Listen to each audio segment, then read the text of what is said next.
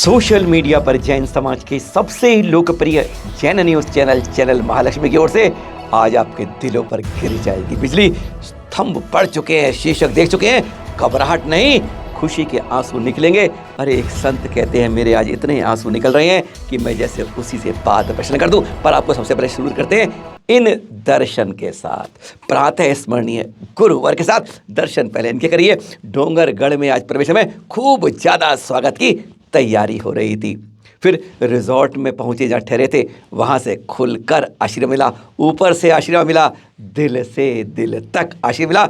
गुरुवार आचार्य श्री पहुंच गए हैं अब छत्तीसगढ़ में, यानी चंद्रगिरी तक पहुंचने के लिए बस 4-5 दिन अधिकतम लगेंगे। पहुंच जाएंगे।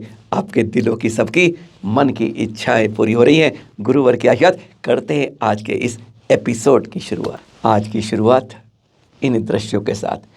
5-5-7 सिंह निष्कृत व्रत, अनवरत मौन साधना, और फिर ये 61 दिन के बाद यह है महापारणा के दृश्य जो आप देख रहे हैं।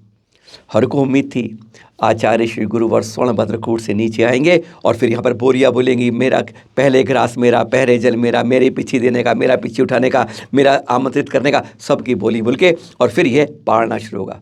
नहीं, ऐसा कुछ नहीं हुआ। आचार्य श्री ने अपने प्रवचन में उद्बोधन, पहला प्रवचन था 557 दिन बाद, उन्होंने उसमें कहा भी, मैं पारणा को व्यापार नहीं बनने दूंगा। दर्शन कर रहे हैं आप इस समय, देख रहे हैं वह 561 पारणों के बाद का प्रमुख पारणा जो आप देख रहे हैं। ऊपर किया, नीचे जितने VIP हैं कुछ नहीं है। ऊपर जो गया उसने लगभग 9 बजे, 8:30, 9 बजे, 9, सवा 9 बजे यह पारणा हुआ था।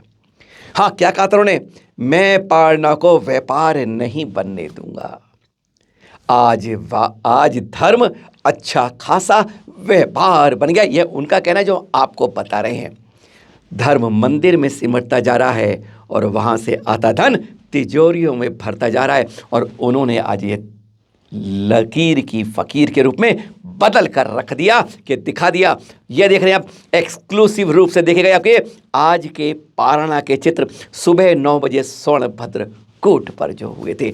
गजब के, पहली बार देख के धन्य हो गए। जिन्होंने दिया वो सौभाग्य, अति सौभाग्य था, और जिन्होंने देखा और आपकी तरह हम देख रहे हैं तो हमारा भी कहीं ना कहीं पुण्य जागृत था। आज सब कुछ अभूतपूर्व था, सामान्य नहीं था। आज कन कन रज रज भी जैसे अपने तपश्चर्या से हवा में उठ रही थी धरा। गगन नीचे आ रहा था धरा को चूमने के लिए। कुछ दृश्य ऐसे ही थे। आसमान गगन के अंदर सूरज भी आज दमक रहा था। बादल की ओट आज गायब कर दी अपने तेज से। आज तो दिन में 8-9 बजे तारे भी जैसे कुछ देखने को सुगबुगाहट करते दूर दूर में छितरा रहे थे। गजब के दृश्य में इसी तरह से आचार्य श्री उतरते आ रहे थे पालकी में। बहुत लड़ा लिया हमने जैनों को आदिवासियों से, नेताओं ने लड़ाया, हर ने भिड़ाया, सब कुछ किया, पर आज के दृश्य ने सबको निर्मूल कर दिया। अरे गाजर मूली की तरह काट कर बाहर कर दिया। कभी आदिवासी कहते हम उठाएंगे पालकी, कभी जैन भाई कहते हम 1000 किलोमीटर से आए हम उठाएंगे पालकी। अरे देख दृश्य आंखों में आंसू आते थे जब दोनों में झगड़ा इसलिए होता था कि आज कांधे पर मेरे चलेगी गुरुवर की पालकी, मैं लेके जाऊंगा नीचे, और सब लोग गदगद थे ऐसे दृश्य देख के। कौन आदिवासी कौन जैन भाई, कोई फर्क नहीं था, कोई भेद नहीं था। यही तो सम्मेद शिखर की असली पहचान है। पालकी में आते आते जैसे कहते हैं ना, स्वर्ग में 7 कदम चलाकर जब तब के लिए जाते हैं हमारे तीर्थंकर महामुनि के रूप में, तो तरस जाते हैं लोग देवों के बीच में। 7 तू चल 7 कदम चले। बस इसी तरह पालकी में चलने के बाद 2 बजे के लगभग पूरा यह प्रांगण, यह मंडप सज गया था, धज गया था। हर तरफ सर सर सर। अरे सुई भी नीचे गिरे तो नीचे नहीं गिर पाएगी, अब सर ही गिनते रह जाओगे। 10-20 हजार से कम नहीं थे, 20 से ऊपर कितने हो यह बात अलग थी, पर एकदम शांत बात थी। बीच में आचार्य श्री सौम्य मुद्रा में बैठे थे और शुरुआत हो रही थी। अलग तरीके से करकल ध्वनि हो रही थी। कभी चिड़ियों की चहचहाट, कभी हाथी की चिंगाड़, कभी जंगली जानवरों की आवाज़, कभी काले काले बादल, कभी कोमलता सूरज। बस सब कुछ इस तरह से सीन पीछे ग्राउंड में चलते जा रहे थे। गीत हुए, भजन हुए, और फिर उज्ज्वल पाटनी जी ने अपने मोटिवेशनल स्पीच में तप और त्याग की पराकाष्ठा का बताया। कैसे कहते हैं तप त्याग मौन में क्या खिलता है और क्या खिलता है। उसके बाद फिर एक महासागर का गीत गुंजायमान हुआ, और उसके बाद आचार्य श्री की अपनी ध्वनि पहली बार कहूँगा कि वह बोलनी शुरू हुई। मंगल पाठ से शुरुआत हुई। एक बार वह झलक मंगल पाठ की। 557 दिन बाद जब मन से कुछ निकलता है तो वो तप त्याग की पराकाष्ठा में बिल्कुल गगन को छूते। वह सुन लीजिए, क्योंकि कहते हैं यह अगर कानों में पहुंच गया तो पता नहीं कितने असंख्य कर्मों की निर्जरा शुरू हो जाएगी, क्योंकि हर क्षण असंख्यात कर्मों को जोड़ते रहते हैं हम और आप। पर आज इस 1 मिनट के अंदर पहले सुनते हैं सबसे पहली मौन रूप के बाद क्या सुनाया था, क्या गुंजान था उस मुख से, सुन लीजिए।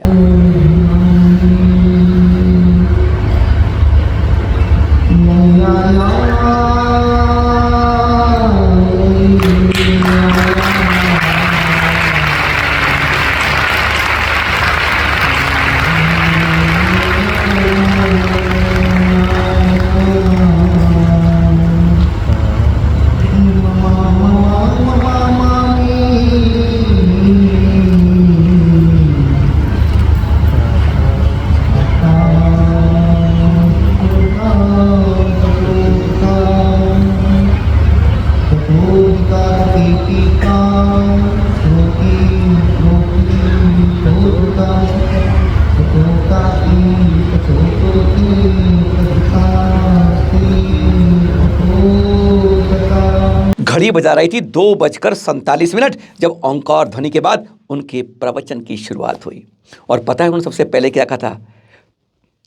पद्मनंदी जी महाराज की 4 लाइनों में से एक लाइन जो थी, कहते उससे मुझे प्रेरणा मिली। शिखर जी आ गया था, नहीं सोचा रहा तब तक उपवास व्रत के बारे में। पहली लाइन थी जो उनको कहते हैं मेरे अंदर उतर गई थी, और क्या थी वह? आत्मा मरता नहीं है तो डर किस बात का। बस इसी लाइन ने उनको प्रेरणा दे दी कि मुझे यह साधना करनी है। और फिर आशीर्वाद लिया आचार्य वयोवृद्ध संभव सागर, जो इनको गुरु मानते हैं। कहते हैं मैं तो वहाँ पे शरीर से था, लेकिन तप वो कर रहे थे, तपस्या आप सबकी थी। गजब की बात थी जो अरे अभी थम पड़ा है उसकी बारे में बात करेंगे, पर उनका हर शब्द बहुत कुछ निचोड़ कर नीर निकाल रहा। शुरुआत इसके बाद आचार्य श्री एक कथा से करते हैं। बहुत खुशहाल नगरी थी, राजा खुश था, सब खुश थे, उसे धर्म से बहुत अगाढ़ प्रेम था। पहाड़ी पर जाता है, संत के दर्शन करता है, उसे बहुत खुशी होती है। कहता है गुरु वसंत महाराज आपने मुझे कृपा दृष्टि करी है, मेरे पूरे नगर पे क्यों नहीं करते हो? मेरे सब नगर के लोगों को करना चाहता हूँ। कहता नहीं उनके भाग्य में नहीं है। कहता नहीं है सबके है। कहते हैं तू मानता नहीं है। कहते हैं मैं मानता हूँ आपकी, पर उनका तो फिर तू सबको एक साथ इस नगर को ले आ सकता है। कहता हालत संत ने फिर कहा नहीं ला पाएगा राजा, तू नहीं मैं लेकर आऊँगा, एक एक को लेकर आऊँगा नगर में जितने हैं। बस बात हो गई, कल तो सबको लेकर आ, सबको मंगल आशीर्वाद दूंगा, खुश करूँगा, सबकी झोली भर जाएगी। इतना वादा करने के बाद राजा खुशी खुशी पैर उसके जमीन पड़ते वापस आ जाता है, भैरी बजाता है, नगाड़े बजवाता है, मुनादी सुनाता है कि कल सब राज लोग चलेंगे, सब झोली भर के आशीर्वाद पाएंगे संत से।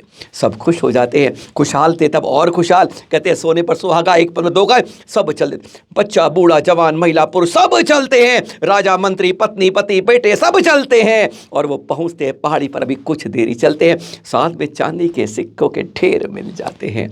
और अनाउंस हो रहा होता है जितना जिसको ले जाना है ले जाओ। बस क्या होता है आधे लोग वहीं ठहर जाते हैं, अरे जेब में जितना नहीं, हाथों में लेके कपड़े को खोल के पता नहीं कहाँ कहाँ लेके आधे भर के लौट चलते हैं, आधे ही रह जाते हैं। राजा देखता है, पीछे सर को पकड़ता है और आगे बढ़ लेता है, और आगे देखता है तो फिर सोने के सिक्कों के ढेर लगे हैं। और वहीं भी ये बात घोषणा हो रही है जिसको ले जाना जितना ले जाओ, सब मुफ्त मिलेगा, कुछ खर्च नहीं कर। बस फिर क्या था, लोग टूट पड़ते हैं, बाकी भी उसके साथ चले देते हैं। वह देखता है कि अब उसके पीछे जो हजारों की भीड़ थी मात्र 40-50 की रह गई है। कोई बात नहीं, इनके ही भाग्य में होगा, आगे रत्नों का भंडार मिलता है। अरे अब तो अपने ही मंत्री, अपने ही संतरी, अपनी ही पत्नी, अरे सब वहीं पर रुक जाते हैं, बस रत्नों के ढेर में टूट पड़ते हैं, लौट पड़ते हैं। अब की बार राजा पीछे नहीं देखता है, क्योंकि वह देख चुका था कि क्या हुआ होगा। चंद मिनट कदम चलने के बाद संत सामने थे, मुस्कुराते हैं, राजा को आशीर्वाद दे, कहाँ हैं तेरे नगर के सारे लोग जिनको आज आशीर्वाद दे के उन पर कृपा दृष्टि करूँगा? राजा कहता है सब लोभ लालच में फंस गए हैं, गुरुवर क्या करूँ, आपका क्या संदेश है? संत सिर्फ एक लाइन कहते हैं, धर्म अकेला है जो साथ जाएगा, और दुखों के अंदर कोई तेरा साथ नहीं दे पाएगा। इससे शुरुआत होती है आज के उनके प्रथम मंगल प्रवचन की शुरुआत। आचार्य श्री ने अपने अनुभव बताए, इन 557 दिन के 18 दिनों से कुछ ज़्यादा के अनुभव बताया मैंने 3-4 अभी उपवास करने का क्रम शुरू हुआ था कि उल्टियाँ आने लगी, मल करने में भी बहुत तकलीफ होने लगी, शरीर झंझना गया। उन्होंने एक छोटी सी 4 लाइन अपने गुरुवर आचार्य श्री वयोव्रत संभव सागर जी बात बैठी। उन्होंने चौंक गए, ध्यान लगाया और उन्होंने एक आरिका श्री को कह दिया, ये लौंग लेकर उनके पास जाओ। जब जब मेरा पार ना होता वह लौंग लेकर आचार्य से मेरे पास आती। और ये कमाल देखिए उस लौंग का, उसके बाद आज तक मुझे कोई तकलीफ़ नहीं हुई। उस पारना में वह लौंग लेता और सचमुच धन्य हूँ मैं इन गुरुवर का। जानते हैं आप, इन 557 दिन के अंदर वो कितनी बार शौच गए सोच सकते हैं आप? मात्र 19 बार गुरुवर कहते हैं, मात्र 42 बार लघु शंका गए, मात्र 557 दिन में और अभी मार्च में स्वर्णभद्रकूट चले गए थे, पिछले 8 महीने हो गए, इससे ज़्यादा हो गए। अब जनवरी तक, आज तक 10 महीने से ऊपर। इन 10 माह के अंदर उन्होंने एक बार भी रात को सोए नहीं। जब संकल्प लिया था नीचे गुरुवर से, 61 ग्रंथों को उन्होंने स्वाध्याय करने का संकल्प लिया और ऊपर कहते टार्च की रोशनी में मैंने 61 ग्रंथ याद किए, स्वाध्याय किया, उनका स्मरण किया, चिंतन किया उन 61 ग्रंथों का। यह है उनके कहते हाँ मैं सोता, सवाल पूछोगे आप, अरे रात भर सोते नहीं तो सोते कब होंगे? उन्होंने कहा जब उस टोंक पर आप लोगों की भीड़ आती थी मैं 6 से 11 विश्राम करता था, तुम जाओ दर्शन करो। कहते मैं 6 से 11 आराम करता था, चिंतन करता था, रात में कभी सोता नहीं था। बड़े बड़े अनुभव बताए उन्होंने, और ऐसे अनुभव जो आपके रोंगटे खड़े कर देंगे जब आप यह सुनेंगे। हाँ, आचार्य श्री जिंदा लौट आए, सुनकर हैरान हो रहे होंगे आप। 27 जून की घटना आचार्य श्री स्वयं बताते हैं। 27 जून, समझ गए आप? ज्येष्ठ के महीने में तपता हुआ सूरज अपना आग का गोला बनता है। कहते हैं मैं हर समय भरी ज्येष्ठ आषाढ़ के अंदर बाहर ही ध्यान लगाता, समाई करता, 2 घंटे लगते थे मुझे, मैं फिर बैठ गया था। तपती धूप में जैसे मैं उस धूप का आनंद लेता था। सूरज भी अपनी गर्मी को तपाकर तपता था और मैं भी अपनी तप के अंदर तपता था। कहते हैं मैंने पलटा लगाया था और उस पर बैठा हुआ था पाटले के ऊपर कि उस दिन किस्मत को, सौभाग्य को, दुर्भाग्य को सब लोग नहीं थे। वैसे 24-25 सेवादार थे श्वेतांबर भाइयों के, 10-12 थे दिगंबर भाइयों के। उन्होंने शिखर चंद पहाड़िया और रामपुरिया जी की भी प्रशंसा करे, वह नहीं थे किसके, और उन्होंने बताया कि सब मेरी सेवा करते थे। उन्होंने मुझे पता नहीं चलने दिया कि मैं अकेला भाग था। पर उस दिन ऐसी बात थी कि कोई नहीं था। हैरानगी की बात हो जाती है कि उस दिन कोई वहाँ नहीं था और मैं समाइक में एकदम मस्त था। अचानक तपता हुआ सूरज पता नहीं कहाँ छिप जाता है। मैं ध्यान में मग्न था, मुझे कुछ होश नहीं था कि अचानक आंधी तेज आती है, थर थर थर बारिश बरसती है। अरे बारिश तक तो ठीक था, नींबू जैसे मोटे मोटे ओले पड़ने लगते हैं। मैं भी हैरान था, तप के अंदर कहाँ पीठ पर चोट पड़ रही थी, पता नहीं कौन सा उपसर्ग चल रहा था। इतना भयंकर उपसर्ग मैं नहीं सह पाया, मेरा शरीर नहीं सह पाया। मैंने तो सुना था कि आत्मा मरती नहीं है, यह ख्याल कर रहा था उस समय। बिल्कुल चिंतन यही था कि अचानक मैं बेहोश हो गया। मुझे नहीं मालूम क्या हुआ कि जो लोग बताते हैं वहां पर केवल एक तभी गार्ड आया, भागीरथ, और 2 बच्चे सत्येंद्र और ईशान। दूर दूर तक कोई नहीं था। इन तीनों ने मुझे लगा कि अंदर वो टोंक के नीचे कमरे के अंदर में डाला। होश मुझे नहीं था। मुझे आकाश नीचे से आया, उसने देखा पल्स, डॉक्टर ने देखा तो जांच की, उसने देखा बीपी 60 और 20 हो गया है, पल्स 50 से नीचे गिर चुकी है, सांस 72 से नीचे है। उसने कहा कुछ नहीं बचा, नीचे ले चलो इन्हें, तो अब उठाकर तुरंत डोली में डालो। लेकिन तभी कंपाउंडर साथ था, उसने कहा नहीं मैं एक सुई लगाता हूँ। सुई, बस यही सुना था। कहते आचार्य श्री मेरे कान में सुई वर्ड पड़ा, मैं उठ गया।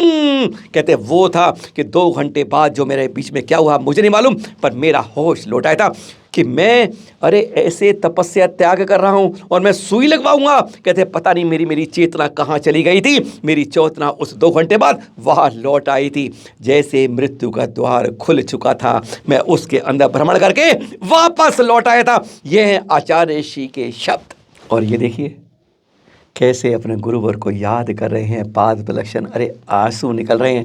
फपक खपक कर स्टेज पर रो पड़े थे गुरुवर। जब आचार्य श्री लगभग 3:30 बजे संभव आचार्य श्री वयोवृद्ध वहाँ पर आए थे। कहते आज मेरी आवाज़ ने, मेरे दिल ने उनको पुकारा, वे वहाँ से यहाँ आ गए हैं और बस इनकी अश्रुधारा निकल पड़ी। पाद प्रक्षालन कहते आज तो मन ऐसा है कि मैं प्रक्षालन इन आंसुओं से ही करता रहूँ। पर हम बात करें हमसे कितनी बार मौत आके उनके पास, यह सीरे अनुभव चैनल महालक्ष्मी वहीं जाकर उनसे साक्षात्कार करेगा, तब आपको बताया। पर एक बात और बता देते हैं, कह रहे जब मेरा प्रवास, मेरा विहार ठहर के बाद मैं वहाँ ठहर गया था स्वर्णभद्रकूट पे चिंतवन में, तरुण 7 बार उस टोंक पर आसपास बिजली गिरी है।